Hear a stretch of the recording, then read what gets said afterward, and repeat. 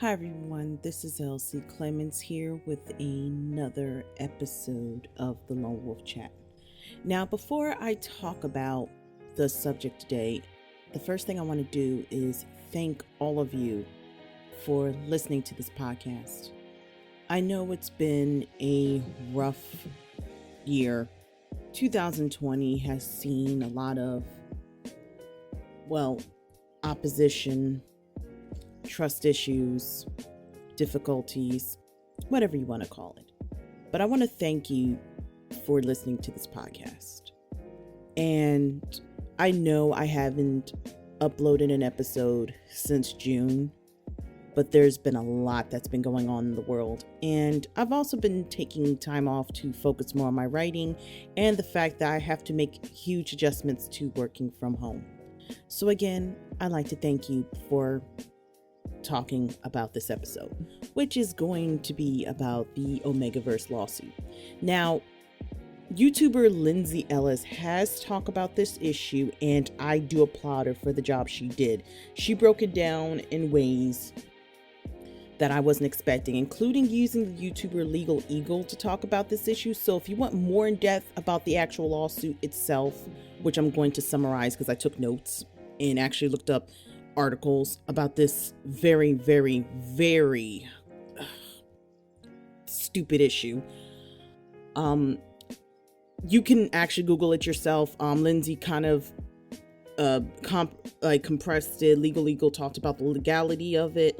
There's actually a couple of channels that have talked about the legality of it, but I'm talking about this episode of the Omegaverse, about the Omegaverse lawsuit from a writer's perspective. Now, before I jump into the lawsuit itself and my opinions, especially, with today, way everything is going on, I first have to explain what Omegaverse is. And before I get really into this, and I know everybody's probably going get to it already. Before I get into this, I do want to say that this episode is not safe for work, 100%. So, if you're listening to this on speaker, on your YouTube while working from home or at the office, or if you're cleaning or do anything around the house and have your speakers on through Alexa, Siri, Alexa or Google or whatever, I would advise you to put headphones on, because what I'm going to define is clearly not for children. Okay. So Omegaverse basically is a story of two characters getting together with the classes of Alpha, Beta, and Omega. Alpha and Omega are usually the ones everybody talks about. Beta sometimes gets in there, and this genre is basically where, how should I put this in terms that don't get me completely banned off YouTube, because this episode will be recorded for YouTubers who may not subscribe. Basically, it's two dudes having sex and one of them gets pregnant. Alpha is basically like the term of alpha male.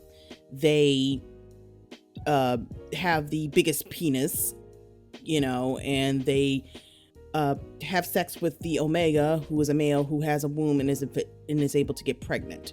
Now, I know about Omegaverse. I've known about Omegaverse for a very long time. I remember when it was on the internet back in the 2000s, probably the 90s.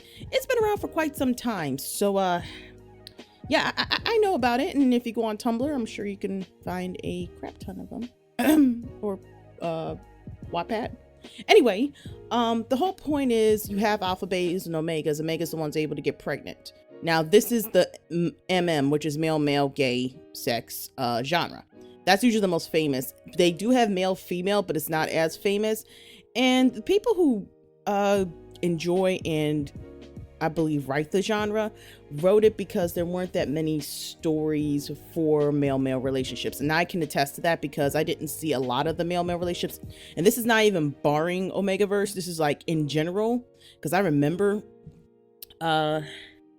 fan fiction for two males, specifically ships, which are relationship. It's a short form of relationships for favorite characters, whether it be from Star Trek, Star Wars, Yu-Gi-Oh, Genochi for life, Star versus the Forces of Evil, whatever media back from back in the day till now, had them together. So this isn't like a how should I put it? This is not a new concept. It's been around. And its origins are in fan fiction. Fan fiction is fan stories that people write, that writers have actually published because people did not like the story, how stories ended, or certain characters get in the middle of their quote-unquote ships, such as, for example, Gundam Wing, which came back in the 90s and early 2000s, because everybody thought those characters were gay. Didn't help that, some of the characters have gay connotations, but I digress. Same with Yu-Gi-Oh! Again, set on Joey for life, because even in the Japanese version, they were kind of acting like a gay couple.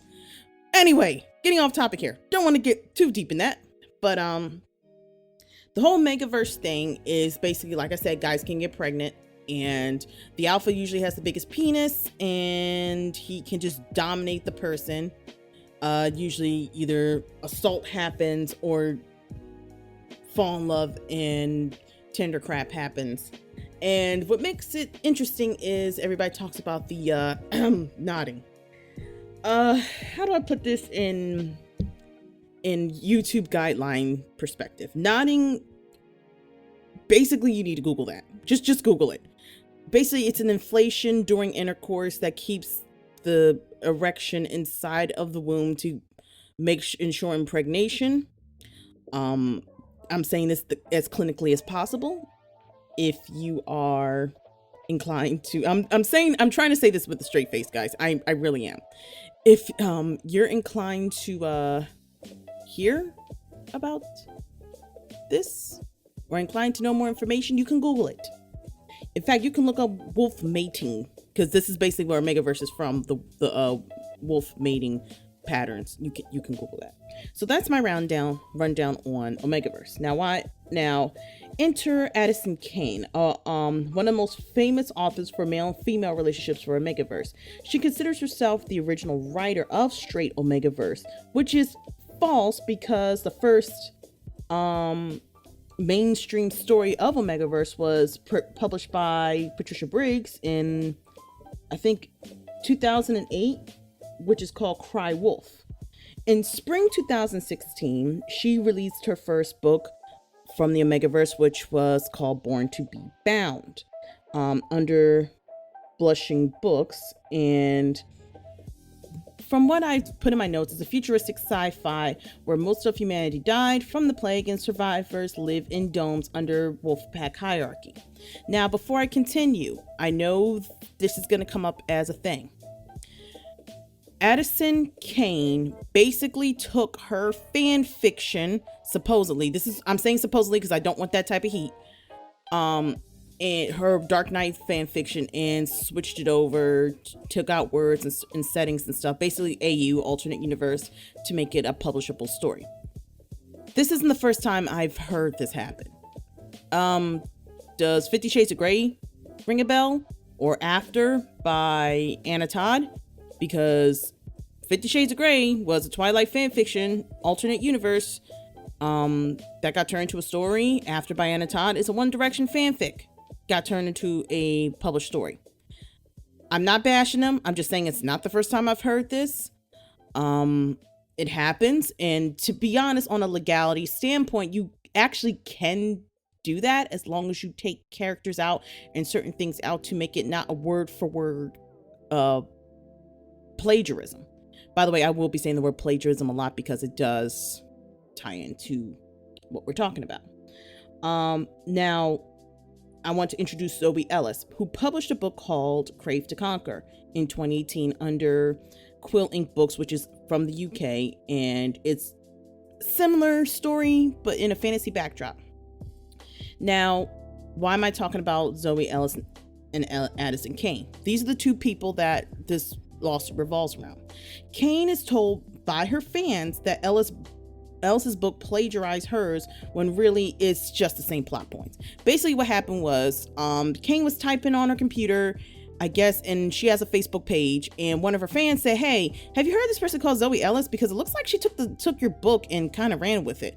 And she went, "Wait, what?" Called her, basically picked up the book, probably didn't read it like she probably should have. Went bring bring, called her publisher Blushing Books, told him, hey, this person is stealing my stuff. We need to do something about this.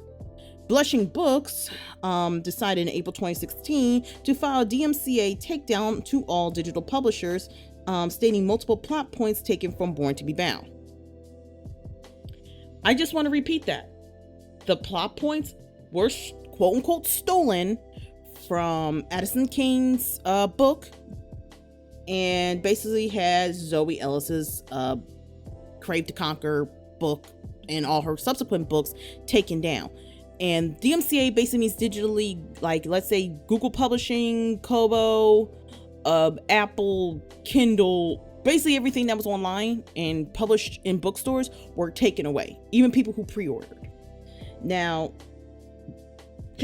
I'm gonna say that basically Addison Cain is claiming she created the heterosexual Omegaverse. So basically she owns it, and anybody else who publishes this work should not be making off the money what she created.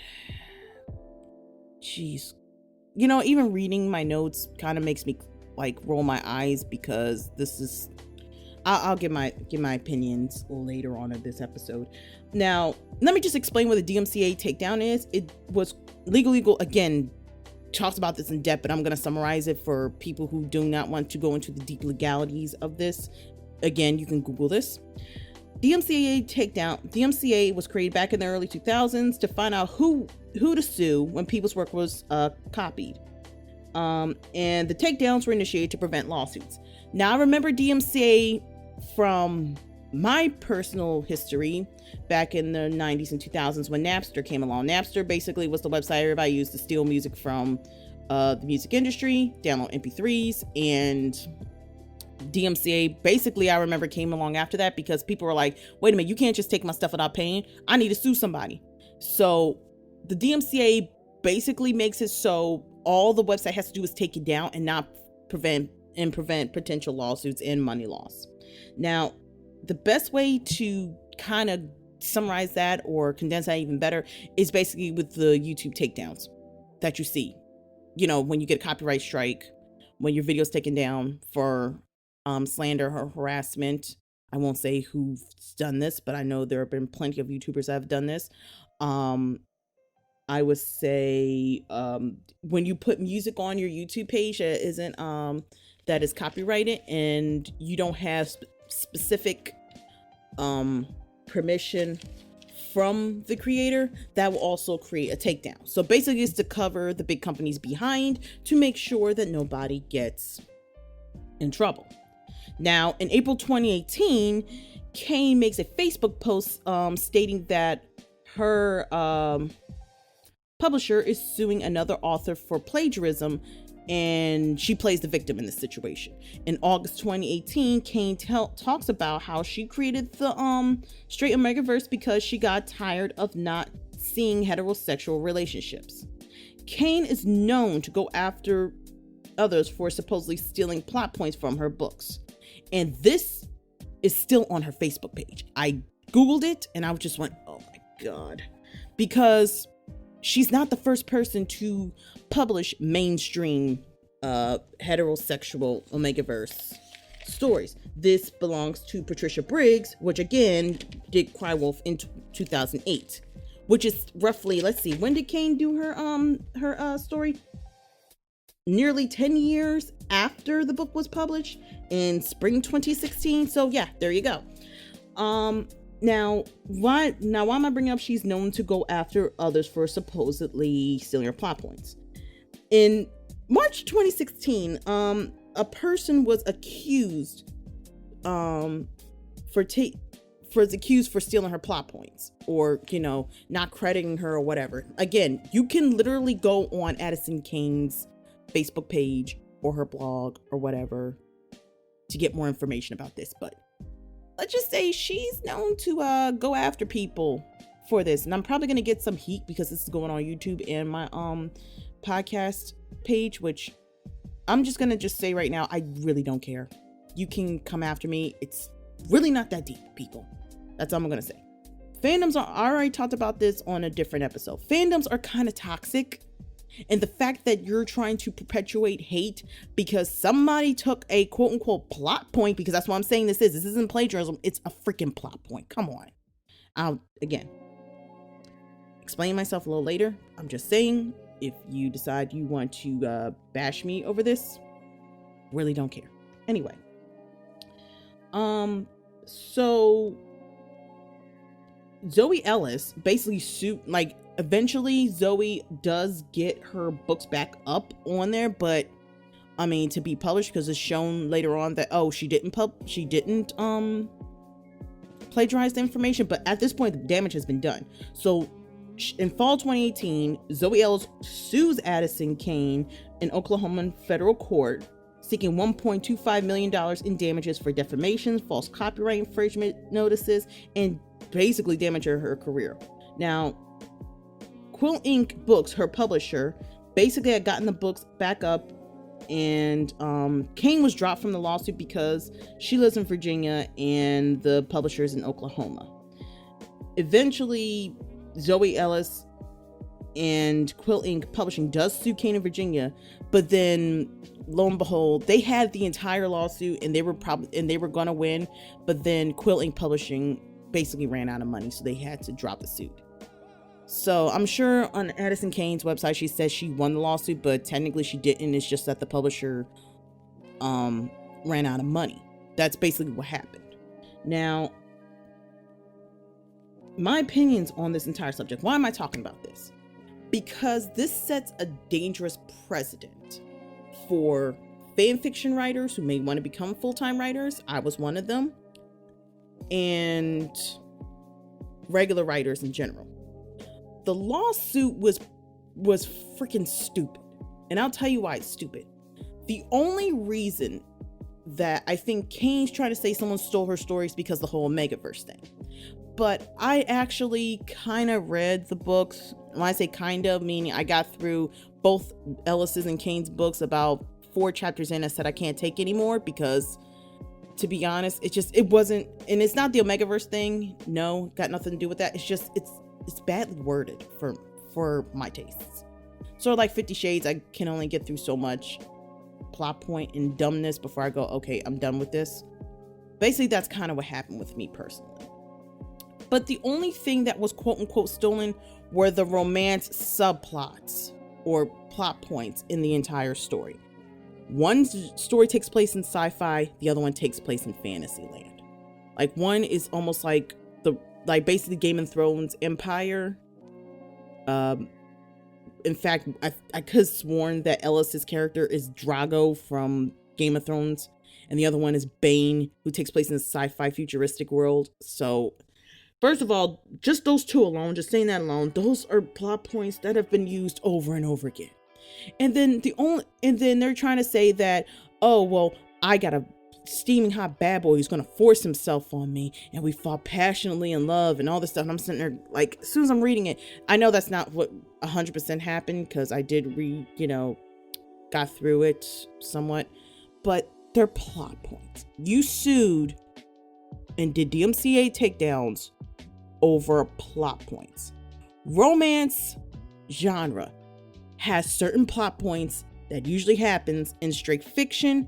I don't always 100% agree with it because I feel like sets a dangerous precedent, but whatever.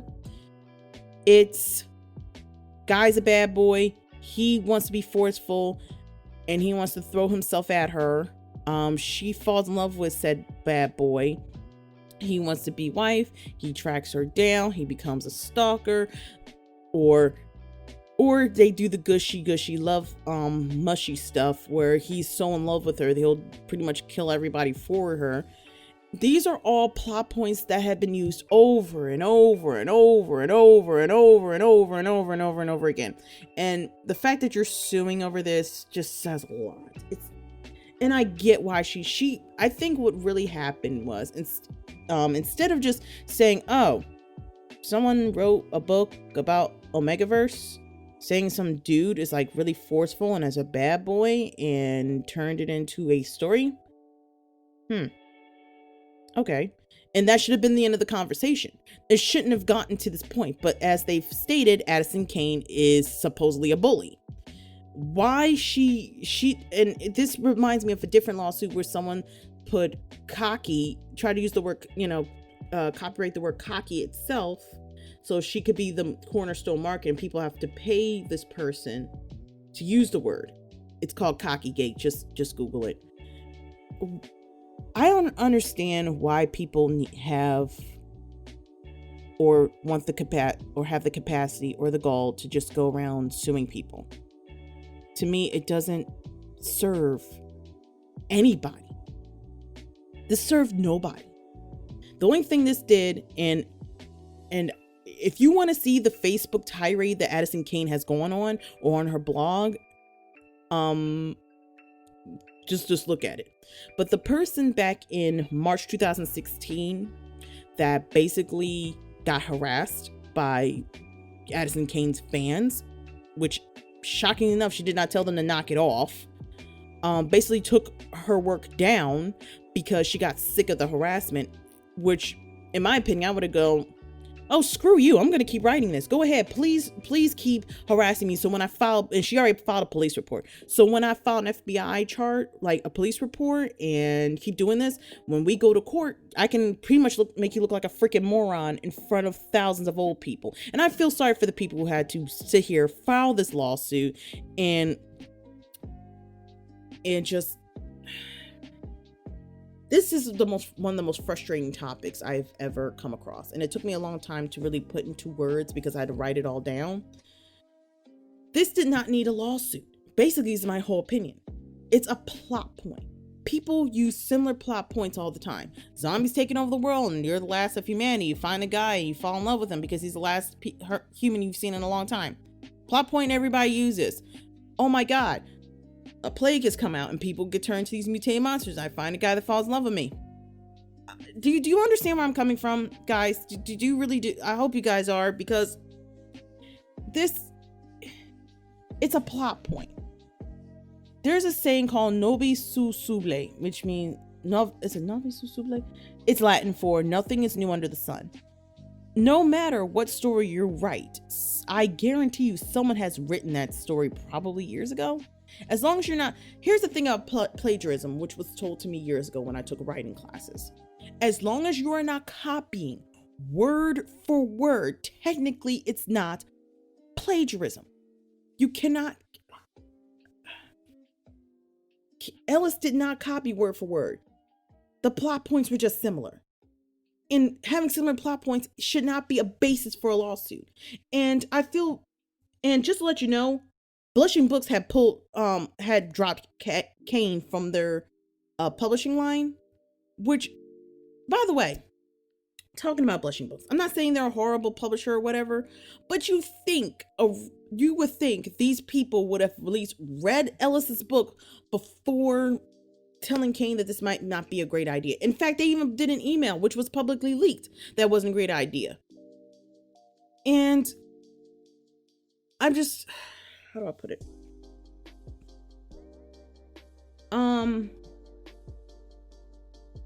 I feel like the publisher didn't truly investigate the issue before doing a DMCA takedown. I bet you Cain probably could have just, been whining about it and talking about it and talking about it and said, okay, let's just put the DMCA takedown so she leaves us alone, which made this a bigger thing than it needed to be.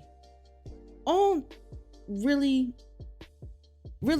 this lawsuit, people should have just walked away. I feel like this was bigger than it needed to be. Plot points supposedly being taken is something that I truly believe isn't something that needs to be a big deal. And when I say that, I didn't mean plagiarism is a great thing. Not saying that at all. No one should plagiarize. But plot points are similar no matter what genre you're in. You're either going to have dead parent syndrome, you're going to have parents who love you but get killed, you're going to have a prince who's pretty much a moron until he meets that one woman who supposedly changes him, or something in her makes him change for the better because he wants to change, or vice versa for gender. You're going to have LGBTQ plus IA plot points that are used in those type of genre books. So the fact that you are suing because you want to own something says a lot about the person as the under their pen name. Like I could not with all due respect, if I was a publisher, say I'm gonna sit here and sue this person. I'm not gonna do that, because I refuse to have my reputation on the line because you're mad that someone used a plot point. And that's what I think Blushing Books should have done. And Addison, to me, and Zoey Ellis, mostly Addison Cain, the way I'm reading up on this, when I was reading up on it, you just damaged someone's reputation and also made yourself come off as petty. This isn't, why do people do this? I don't understand this. We're in 2020 and everybody's angry and people just want to be petty over stuff that's like so minute. It's almost like people, like you're scared of competition, and the publishing industry is full of competition. We need to stop being so annoyed over competition. Competition is going to happen. Being the only person who takes a cornerstone on the market is basically like almost creating a monopoly. You cannot be the only people who do that, who writes the genre. Same with, let's say, Amazon. Amazon is not the only publisher out there. If they were the leading publisher, they can actually get sued because you're not allowed to have a monopoly in the United States of America. It is illegal. You cannot be the only one. That's why we have Kobo. We have Draft Digital. We have so many other options. Even Spark. No, it's Spark Notes. No, it's darn, I cannot remember the name. Smashwords. Smashwords is a competition. You got Kobo, you got Apple, you got Google. You have competition. Now, I do want to close out and just reiterate, this sets a dangerous precedent. Back in the day, when I was still doing fan fiction writing, I remember when Anne Rice told them to take her stuff down off of fanfiction.net or she's going to sue the crap out of them. They took it down. Same with certain songwriters and composers and movie directors told fanfiction.net to take stuff down. And it took the world kind of by storm at the time, because people like me who were still fanfiction writers at the time kind of went, wait, what? Really? I like this. But I do understand from the writer's point of view why you want it taken down. Not only when it comes to fan fiction, there is the possibility, if you read someone's fan fiction, that you might steal their ideas, their complete ideas, and they might sue you in court about it. So to keep a lawsuit to a minimum, they tell you to take it off. Now, Anne Rice has changed her response on this and lets people write away about it. You know, she's softened her ideas. Now, J.K. Rowling loves fan fiction. She loves it. In fact, she's fan fiction her entire Harry Potter series at this point. Anyway, she thinks it's fine. And for the most part, fan fiction is a fun catalyst into learning to become a full-time writer. It is. Like, if I didn't get into fan fiction writing, I probably wouldn't have got into writing itself. So there are plus points to it, but when you restrict the industry because you want to be the only one who writes this, you're damaging not only the self-esteem of people who are too shy to write at this time, but the confidence they need to actually put themselves out there and write books.